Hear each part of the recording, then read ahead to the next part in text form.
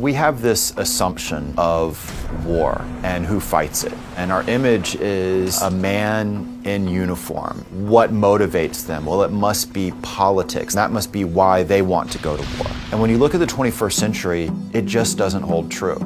Today, warfare is waged by new entities. They are known as private military corporations. They are loyal to no country, available to the highest bidder.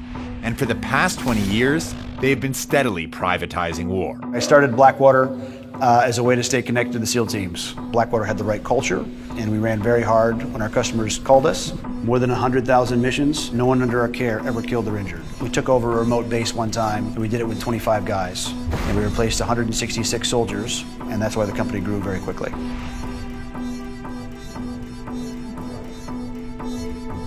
Initially contracted as support for the armed forces, PMCs are quietly taking over combat, as governments, regimes, and companies around the world wield them as deadly tactical weapons.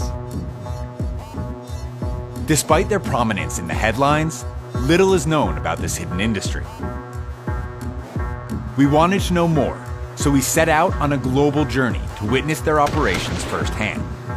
To be honest, I left the army because the money wasn't good enough for what I was getting paid to do. Why would I do 5 years in Iraq in the army and earn 120 grand when I can do 2 years in Iraq and earn 400 grand?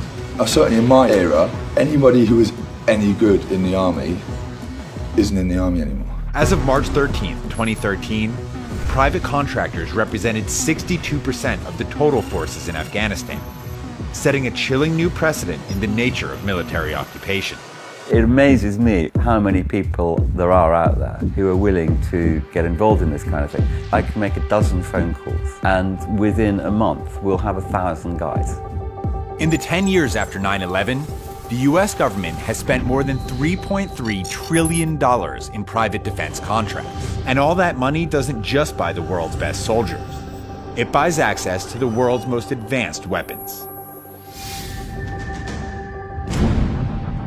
Feeding off of global instability, PMCs have thrived.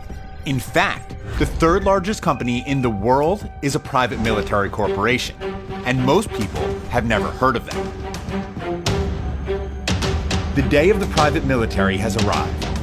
The only question that remains is what happens when the people you pay to protect you get a better offer. One big concern is a question of allegiance. Who exactly are they working for?